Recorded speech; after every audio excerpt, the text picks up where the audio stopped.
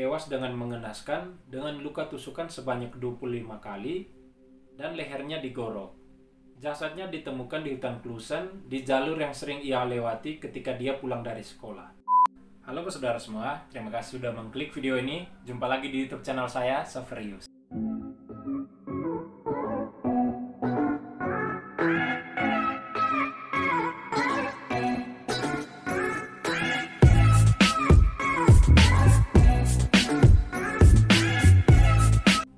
Jadi, saudara semua, di dalam video kali ini, saya akan menceritakan tentang 5 misteri pembunuhan yang terjadi mulai dari abad ke-19 yang belum terpecahkan sampai dengan saat ini. Menurut kalian, apakah polisi-polisi pada saat itu tidak mampu memecahkan kasus pembunuhan tersebut? Ataukah memang ada kecerdikan atau kelihayan dari si pembunuh yang dapat menyembunyikan motif pembunuhan yang dia lakukan itu? Tapi bagi saudara semua yang selalu mendukung video-video dalam YouTube channel saya ucapkan terima kasih banyak. Dan bagi saudara semua yang baru saja bergabung dengan YouTube channel saya ucapkan terima kasih. Mohon dukungannya dengan like, komen di bawah kolom komentar, subscribe, dan jangan lupa nyalakan lonceng notifikasinya agar kalian selalu mendapat updatean video dalam YouTube channel saya. Dan jangan lupa share ke seluruh sosial media yang kalian miliki ya. Sekarang kita langsung saja masuk ke dalam kasus pertamanya.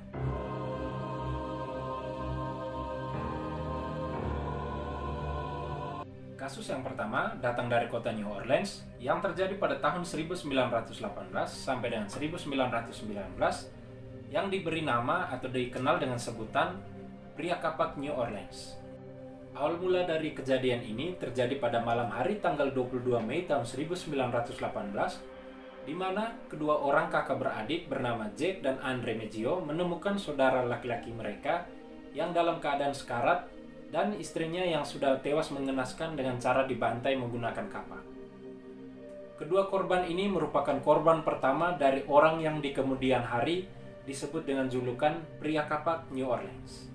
Selama 18 hari selanjutnya, pembunuh misterius ini berhasil menghilangkan nyawa 10 orang di rumah mereka masing-masing dan diketahui tidak ada barang yang diambil dari rumah korban. Sampai dengan saat ini, identitas dari pelaku pembunuhan tersebut belum juga diketahui.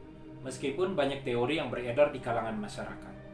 Fakta di lapangan juga menyatakan bahwa kebanyakan korban berkebangsaan Italia dan Amerika yang menunjukkan motif bahwa adanya pembunuhan tersebut berlatar belakangkan suku atau ada hubungannya dengan mafia atau ada hubungannya dengan kelompok kriminal yang terorganisir. Ada teori lain yang menyatakan bahwa pria kapak tersebut hanya membunuh wanita. Dua orang kriminolog yang bernama Colin dan Damon Wilson menyampaikan teori mereka bahwa pria kapak tersebut hanya membunuh pria jika mereka berusaha menghalanginya untuk membunuh wanita. Teori dari kedua kriminolog tadi didukung dengan sebuah kasus di mana terjadi pembunuhan pada seorang ibu rumah tangga yang suaminya tidak ikut terbunuh karena tidak menyadari akan kehadiran pembunuh yang membunuh istrinya. Pembunuhan oleh pria kapak terakhir kali terjadi pada tanggal 27 Oktober tahun 1919 di mana ditemukannya mayat Mike Pepitone yang terbunuh di dalam kamarnya. Ada beberapa nama yang sudah dikantongi penyelidik pada saat itu selama bertahun-tahun.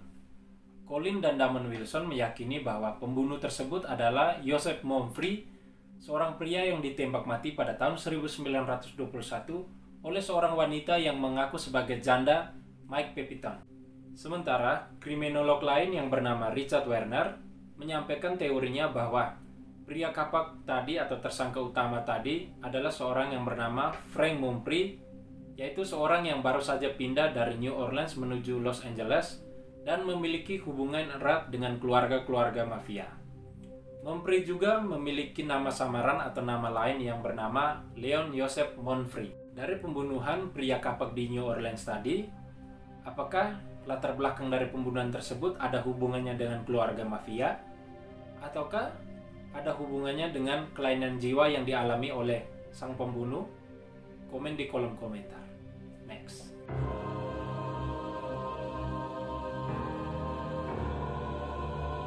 Kasus yang kedua dikenal dengan sebutan pembunuhan Nora Fuller. Kasus ini terjadi pada tanggal 10 Januari tahun 1902 di kota San Francisco yang menimpa seorang gadis berusia 15 tahun bernama Nora Fuller. Awal mula dari kejadian tersebut adalah ketika Nora Fuller melihat iklan lowongan kerja di koran setempat yang mencari seorang gadis muda penjaga bayi dengan upah yang menggiurkan. Ia kemudian membicarakan hal tersebut kepada ibunya untuk melamar pekerjaan itu. Keesokan harinya, Nora Fuller menerima kartu pos yang datang ke kediaman keluarga Fuller yang meminta dia untuk pergi ke sebuah restoran terkenal untuk melakukan wawancara dengan seorang pria yang bernama John Bennett. Dengan hati yang gembira, Nora Fuller meninggalkan rumah pada pukul 5 sore untuk janji bertemu pada pukul 6 sore. Dan beberapa jam setelah itu, Nora Fuller kemudian menelpon ke rumahnya untuk mengatakan bahwa Tuan Bennett menginginkan ia bekerja secepatnya. Dan itu merupakan komunikasi terakhir dari Nora Fuller. Setelah 5 hari dari kejadian itu, seorang laki-laki yang dikenal baik oleh pegawai restoran memberitahukan kepada mereka bahwa ia sedang menunggu seorang gadis muda dan meminta mereka untuk mengarahkan gadis tersebut kepada meja yang telah dipesannya jika gadis itu telah tiba di dalam restoran itu. Laki-laki tersebut kemudian menghilang begitu saja dari restoran. Semua bukti mengarahkan bahwa laki-laki tersebut bernama John Bennett, seorang laki-laki yang membuat janji dengan Nora Fuller. Walaupun tidak diketahui apakah Nora Fuller tersebut benar-benar menemui John Bennett atau tidak. Pada tanggal 16 Januari tahun 1902, atau kurang lebih 6 hari setelah Nora meninggalkan rumahnya, Nyonya Fuller atau ibunda dari Nora melaporkan hal tersebut kepada pihak polisi. 3 minggu kemudian, tubuh Nora ditemukan saat inspeksi rutin perusahaan di bangunan yang baru saja dikosongkan. Tubuh telanjang Nora Fuller ditemukan di atas sebuah tempat tidur di dalam rumah yang tidak memiliki perabotan lain. Hasil dari otopsi menunjukkan bahwa Nora Fuller dicekik hingga tewas. Hasil lain juga menunjukkan bahwa Nora Fuller dibunuh tidak lama setelah dia meninggalkan rumahnya, atau kurang lebih hampir sebulan sebelum jenazahnya ditemukan. Bangunan kosong tersebut telah disewa oleh seorang yang bernama Mr. Howard yang telah menandatangani kontrak sewa hanya 2 bulan sebelum terjadinya kasus pembunuhan Nora Fuller. Penyelidikan polisi setempat sampai pada kesimpulan bahwa Mr. Howard dan juga John Bennett merupakan orang yang sama. Namun identitas asli dan keberadaan orang tersebut sampai dengan saat ini tidak pernah diketahui. Menurut kalian, apakah kematian Nora Fuller ini ada hubungannya dengan pria yang bernama John Bennett? Ataukah Nora Fuller sudah meninggal sebelum dia bertemu dengan John Bennett? Silahkan komen di bawah kolom komentar. Next. Kasus pembunuhan yang ketiga disebut dengan sebutan kasus pembunuhan di hutan Clusen yang terjadi pada tanggal 6 Oktober tahun 1921 yang menimpa seorang gadis berusia 12 tahun dari Madison, New Jersey. Janet Lawrence tewas dengan mengenaskan dengan luka tusukan sebanyak 25 kali dan lehernya digorok.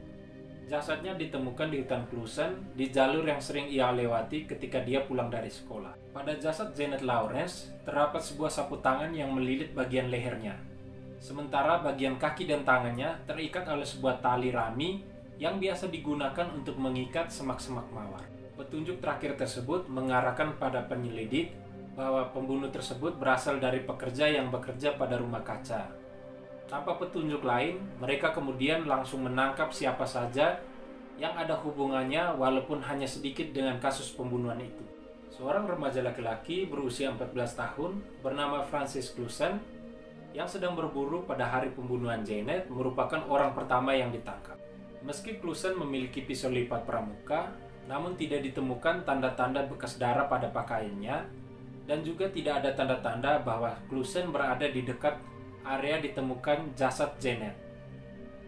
Polisi kemudian dikritik habis-habisan oleh masyarakat mengenai penangkapan Clusen tersebut, dan kemudian Clusen dibebaskan tanpa dakwaan. Polisi kemudian menyatakan bahwa mereka mencari seorang pria yang berpakaian kumal. Segera saja mereka menangkap seorang yang bernama Frank Felix, seorang tunawisma yang berada di dekat area pembunuhan tersebut. Tetapi kemudian Felix dibebaskan karena tidak ada bukti yang cukup. Polisi kemudian menangkap seorang pria yang bernama Frank Rook karena diduga ia menolak berbicara dengan detektif. Polisi lalu membawanya ke TKP untuk memaksa dia memperagakan tindakan pembunuhan yang diduga polisi dilakukan olehnya. Tetapi Frank Rook menolak untuk melihat tempat di mana jasad gadis kecil itu ditemukan.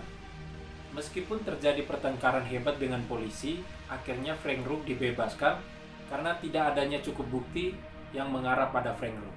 Setahun kemudian, polisi kembali menangkap Francis Clusen. Tetapi kali ini Francis Clusen sampai pada meja persidangan. Di dalam persidangan, Clusen menyampaikan catatan detail pergerakannya pada hari pembunuhan Janet. Seminggu setelah persidangan, Clusen kemudian divonis bebas. Sekali lagi, polisi dikritik keras oleh masyarakat karena sembarangan tangkap tanpa menyajikan bukti yang jelas bahwa Clusen bersalah. Polisi terus saja menangkap orang-orang yang tidak bersalah atas pembunuhan Janet Lawrence.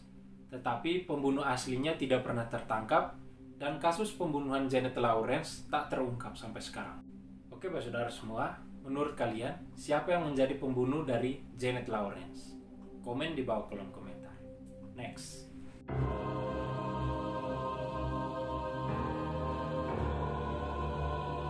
Kasus pembunuhan berikutnya adalah kasus pembunuhan Caroline Ward yang terjadi pada tanggal 24 Agustus tahun 1908.